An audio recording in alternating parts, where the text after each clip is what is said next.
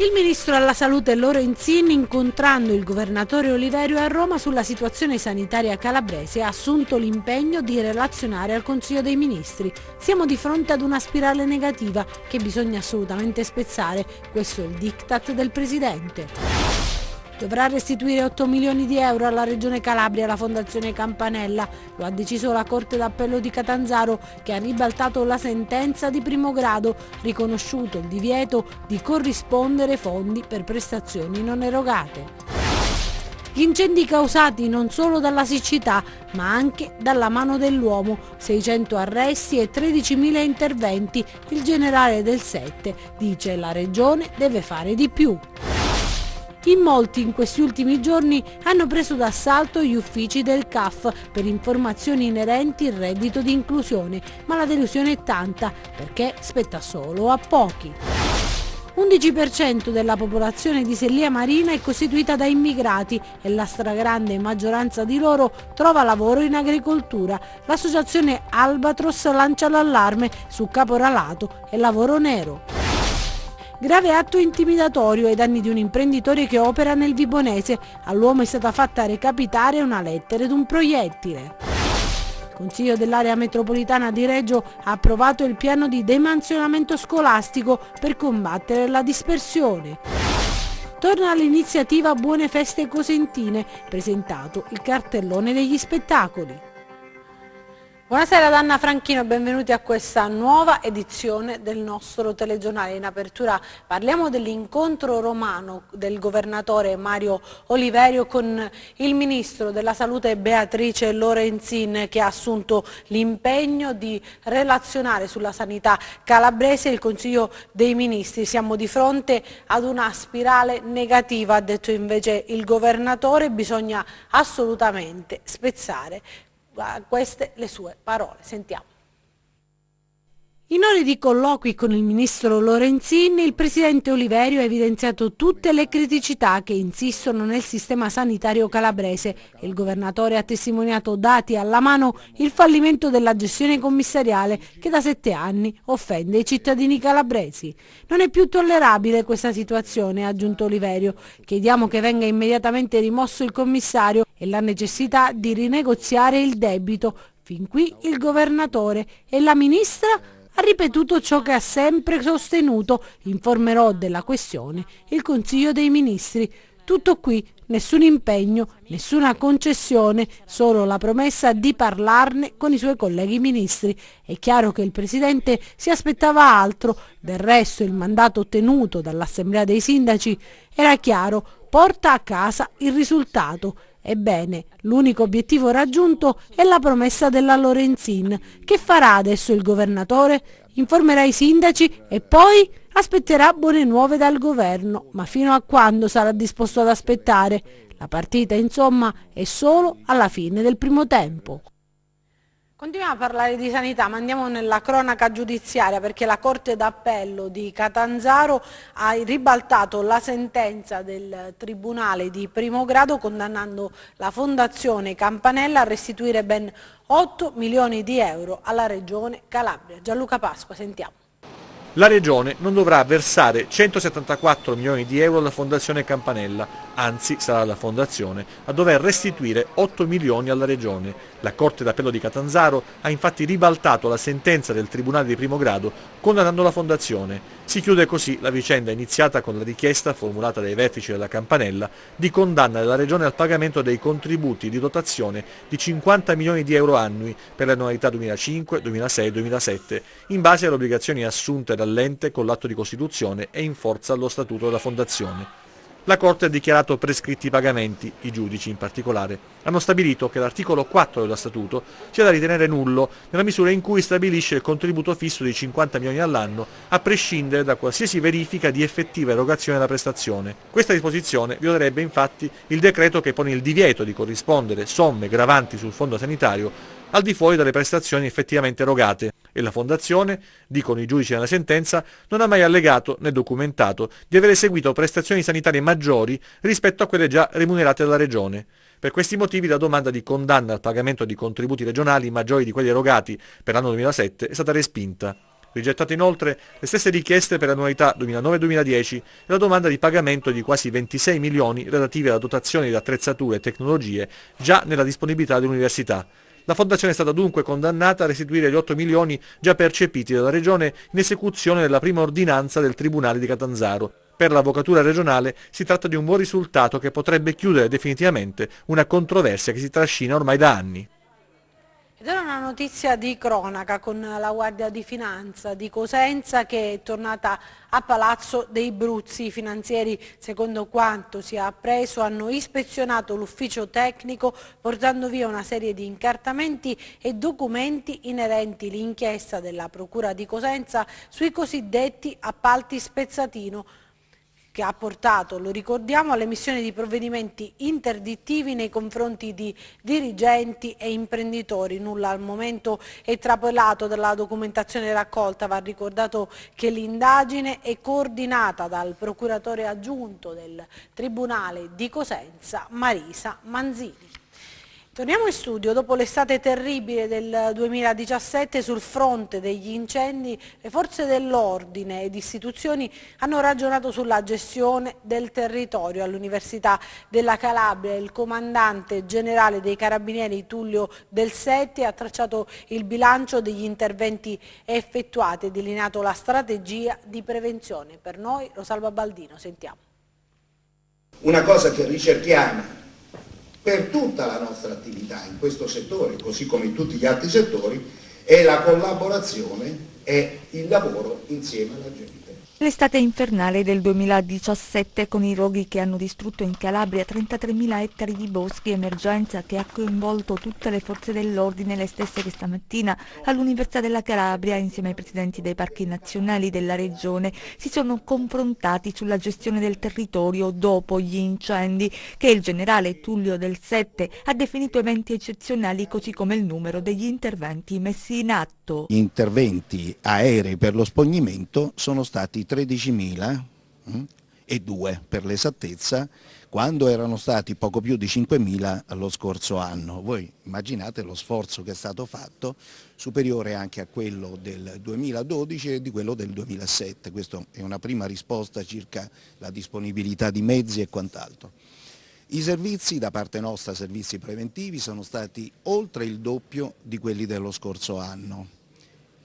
Le persone individuate quali autori, dolosi, colposi, sono stati oltre 600. In merito alle polemiche generate dall'accorpamento del Corpo Forestale, Del Sette rassicura: lavoriamo in sinergia, il richiamo è alla Regione. I mezzi che noi avevamo a disposizione, ereditato dal Corpo Forestale dello Stato, già in nostro possesso, sono stati utilizzati tutti. La disponibilità a lavorare con gli altri, anzi la propensione a lavorare con tutti c'è, probabilmente anche da parte delle regioni c'è da fare qualcosa di più, giacché sono i primi chiamati alla prevenzione e al contrasto degli incendi. In un territorio in cui l''ndrangheta è pervasiva, il generale dice: lo Stato c'è. I risultati ci sono stati in termini di organizzazioni perseguite, in termini di latitanti arrestati, e ci saranno ancora, vedrete, nelle prossime settimane e nei prossimi mesi, perché non stiamo con le mani in mano. Cambiamo ancora argomento, perché in molti in questi ultimi giorni hanno preso d'assalto gli uffici del CAF per informazioni relative al cosiddetto reddito di inclusione, ma a quanto pare spetta davvero a pochi. Gianluca Pasqua. Si chiama REI, reddito di inclusione, ed è un sostegno destinato alle famiglie che vivono in condizioni di povertà. Dal 1 dicembre è possibile fare richiesta presso i comuni di residenza. Il REI prevede un beneficio economico variabile in misura crescente per il numero di componenti del nucleo familiare e un progetto di inclusione sociale e lavorativa finalizzato al superamento della condizione di povertà. Sono i CAF, i centri dove è possibile avere qualche informazione in più sui requisiti familiari ed economici necessari per l'accesso alla misura. La REI è diretta se c'è in famiglia un disoccupato ultra 55enne, figli minori, donne in stato di gravidanza. Questo diciamo adesso, perché si prevede che dal 1° luglio in poi sarà estesa a tutti. Chiaramente i requisiti, questi sono i requisiti sociali, poi ci devono essere anche i requisiti economici, e quindi i requisiti economici sarebbero avere un ISEE non superiore a 6.000 euro, un ISR, indicatore sociale reddituale equivalente, che non deve superare i 3.000 euro, e una situazione patrimoniale non superiore ai 20.000 euro, immobiliare esclusa la prima casa. Si va da un minimo di 187 euro per nucleo familiare composto da una sola persona fino a un massimo di 485 euro per una famiglia formata da 5 componenti. I nuclei beneficiari potenziali del REI in Italia sono circa 500.000, di cui 420.000 con minori. Le risorse aggiuntive previste nella legge di bilancio cercheranno di estendere l'opportunità ad altre 200.000 famiglie. Per rientrare tra i destinatari della misura bisogna avere un valore ISEE non superiore ai 6.000 euro e altri requisiti che riguardano il patrimonio immobiliare e mobiliare. Ad esempio, basta aver acquistato un'auto o una moto negli ultimi 24 mesi per essere esclusi dal novero degli aventi diritto. Insomma, il REI è per molti, ma non per tutti. In questi ambiti così ristretti è un po' difficile che ci rientrino. Almeno quelli che si sono recati finora in questi uffici sono stati pochi quelli che rientravano in queste situazioni, perché uno deve essere proprio non avere nulla.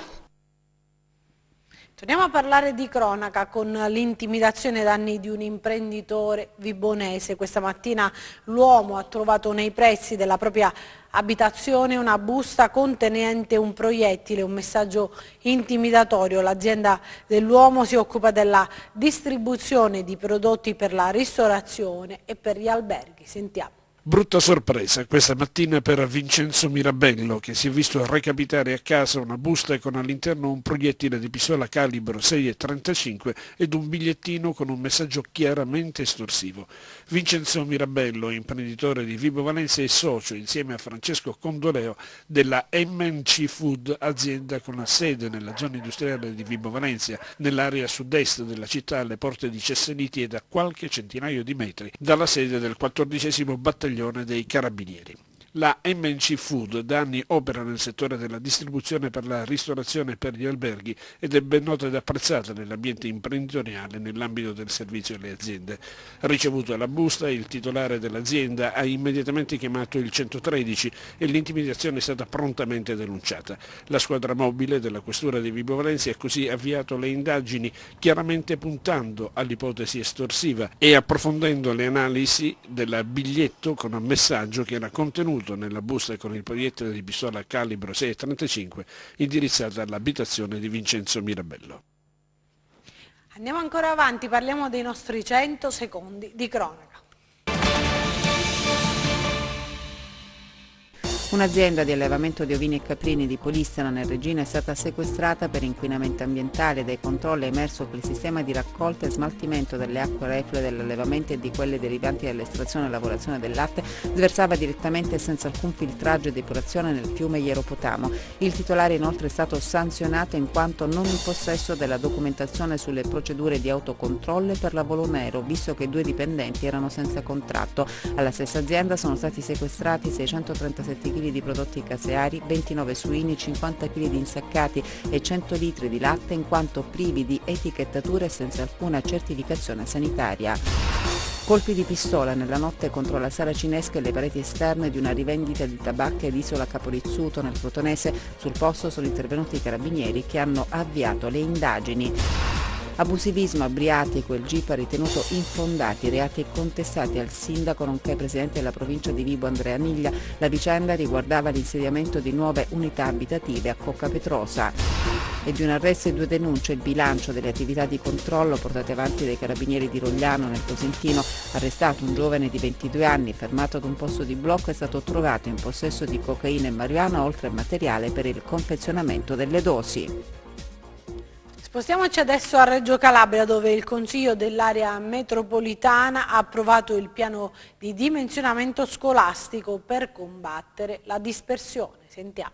Dopo le liti e le lotte intestine campanilistiche tra le varie città delle scorse settimane, ieri il Consiglio metropolitano di Reggio Calabria ha deciso sul dimensionamento scolastico. Un iter avviato a luglio per razionalizzare l'organizzazione della rete scolastica e ampliare l'offerta formativa. La città metropolitana ha approvato con 9 voti favorevoli e 3 contrari il dimensionamento scolastico del territorio dell'ex provincia di Reggio Calabria. Un piano, argomenta il consigliere delegato in aula Demetrio Marino, pensato come strumento per arginare la fuga dei ragazzi e la riduzione drastica della popolazione anagrafica e studentesca. Avremmo potuto proseguire e riconfermare, dice il consigliere delegato, il vecchio piano, lo hanno già fatto prima di noi, ma ci sono delle emergenze sul territorio che hanno bisogno di interventi. Il risultato: sul territorio ci saranno 91 istituti per oltre 80.000 alunni. Sul terreno del dimensionamento scolastico si è consumato lo scontro tra i due consiglieri che siedono su opposti schieramenti e che in qualità di sindaci difendono il loro territorio. Lo scontro più acceso è stato sullo spostamento della dirigenza dell'Istituto Gemelli Careri a Taurianova da Oppido Mamertina, una decisione contemplata nel piano del ridimensionamento contro cui si sono scagliati i consiglieri Giuseppe Zampogna, Pierpaolo Zavettieri e Domenico Giannetti. Non c'è mai fine al peggio, dice il sindaco di Oppido Mamertina, nonché consigliere metropolitano, che argomenta come la scelta del trasferimento della sede appare ingiusta, non adeguata e non conforme alle linee guida della regione, non rappresentativa delle istanze degli studenti, dice il sindaco. E Scionti, sindaco di Taurianova e consigliere delegato della città metropolitana, ribatte che quella del 2015, quando è stata spostata la dirigenza da Taurianova ad Oppido Mamertina, è stata una scelta politica. I presupposti di allora non ci sono più, ribadisce il sindaco.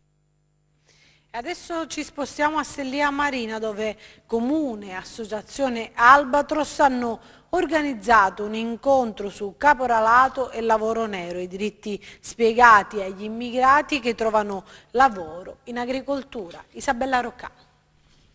L'11% della popolazione di Sellia Marina è costituito da migranti, molti di loro trovano lavoro nel settore dell'agricoltura, ma per evitare forme di lavoro nero e caporalato questi lavoratori devono conoscere i loro diritti e va in questa direzione l'incontro promosso dal Comune e dalla cooperativa Albatros. Il fenomeno dello sfruttamento del lavoro c'è, e anche se sommerso e non evidente come magari in altre realtà come può essere Rosarno una per tutte, però c'è e quindi dobbiamo arginarlo. Si può arginare solo attraverso l'informazione, la prevenzione. Un incontro definito di taglio pratico che ha dato delle indicazioni precise agli ospiti del CAS, il Centro Straordinario di Accoglienza, impiegati nel settore agricolo. Abbiamo cercato di costruire un percorso insieme ai sindaci, perché è importante la loro partecipazione, un percorso positivo per gestire il fenomeno dell'accoglienza, non solo trasformandolo da fatto emergenziale a fatto di radicamento sul territorio e integrazione. Ma quali sono le nozioni principali spiegate a questi lavoratori? Alla base ci deve essere un contratto che dia garanzie non solo economiche ma soprattutto dal punto di vista assicurativo, quindi contributi ma soprattutto quello che scaturisce da malattie e infortuni e da prestazioni a sostegno al reddito. Poi un aspetto importante è legato anche a quello che deriva dalla contrattazione decentrata e quindi tutte le prestazioni che vengono erogate a favore dei lavoratori agricoli e florovivaisti per quanto concerne la bilateralità. Il sapere dunque può arginare fenomeni di sfruttamento del lavoro. Abbiamo voluto dare un segno di quelle che è mettere al centro la dignità dell'uomo e quindi contro ogni forma di sfruttamento nell'ambito del lavoro. Parliamo adesso di differenziata, perché a Cittanova il servizio di rifiuti porta a porta è stato esteso anche alle zone rurali. Vediamo. Cittanova, sottolinea il sindaco Francesco Cosentino, si propone come uno dei modelli di riferimento tra i comuni calabresi più virtuosi per la gestione della raccolta dei rifiuti e per la differenziata. Per il secondo anno consecutivo i cittadini hanno goduto di una riduzione sul pagamento del tributo legato alla raccolta RSU, mentre la percentuale di rifiuti differenziati per l'anno 2017 raggiungerà un livello che permetterà al Paese di essere collocato nella fascia più alta riservata ai comuni virtuosi. Il sindaco, insieme ai consiglieri comunali e agli assessori, hanno già incontrato i cittadini delle zone rurali nell'edificio scolastico della Contrada per illustrare nel dettaglio le modalità di svolgimento del servizio. Andiamo adesso all'Ocri, dove c'è stata la festa dell'olio, vediamo. 2 giorni tra visite, workshop e convegni sui temi legati all'agricoltura. È una bella iniziativa quella che ha organizzato il GAL Terre Locridee, presieduto da Francesco Macri.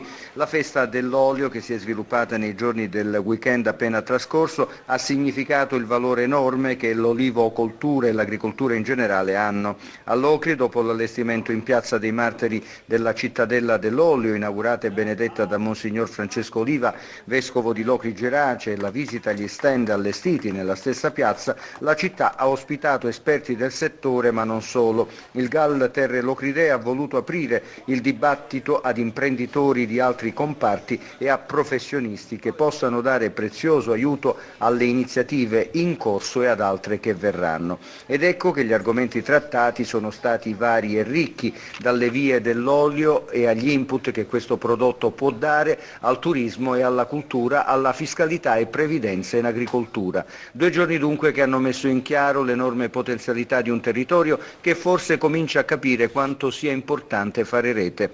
L'intuizione di Francesco Macri infatti è proprio questa, agire secondo un programma di insieme. Come si dice, l'unione fa la forza e forse la Locride ha bisogno proprio di questo. È stata presentata l'iniziativa delle buone feste cosentine che ogni anno caratterizza il periodo natalizio a Cosenza. Vediamo.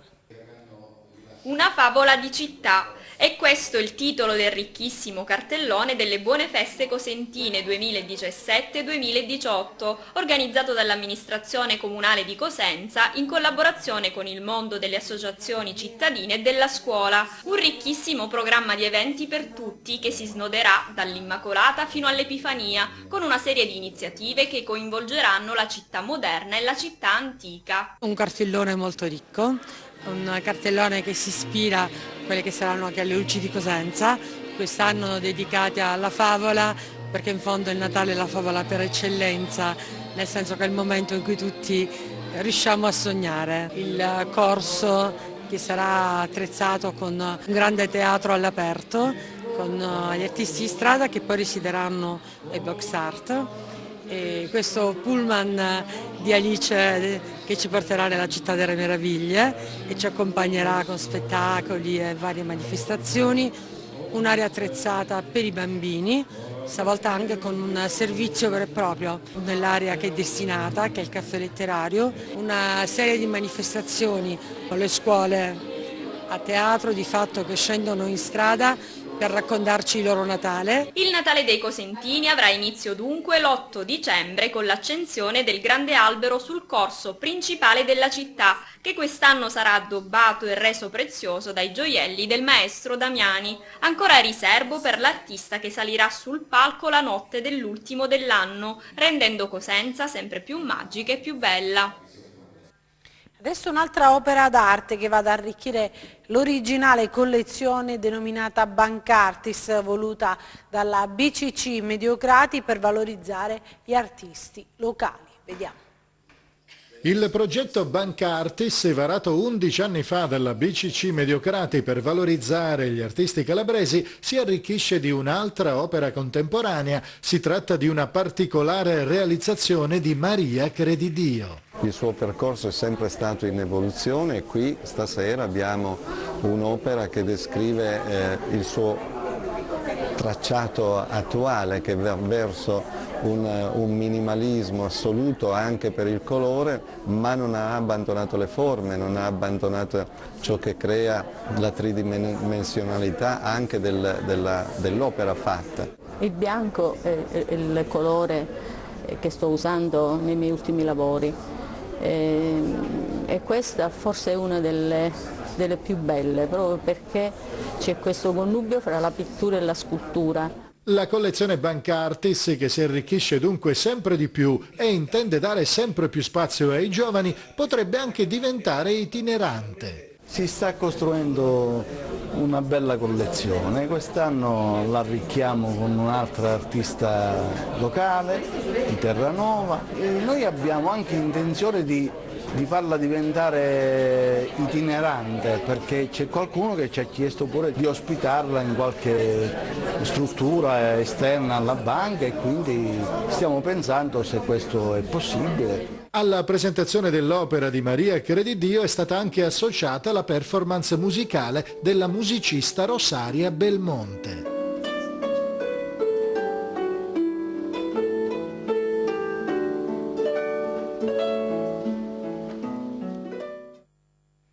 E chiudiamo con le previsioni del tempo.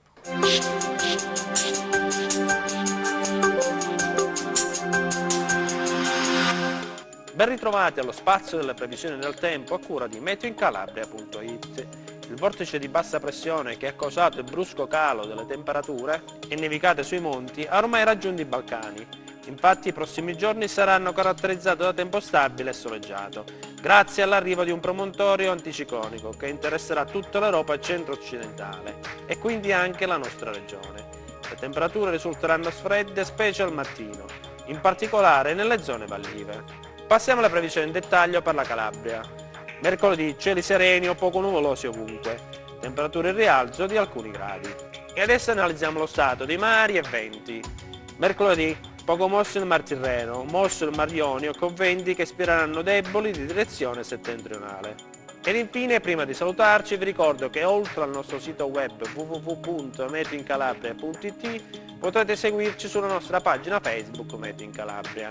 Per la puntata odierna è tutto, grazie e arrivederci al prossimo appuntamento. Bene, è tutto, io mi fermo qui, grazie per l'attenzione che ci avete manifestato, grazie a Michele Caverreggi e Giuseppe Costanzo e messi in onda e buon proseguimento con i nostri programmi, arrivederci, buonanotte.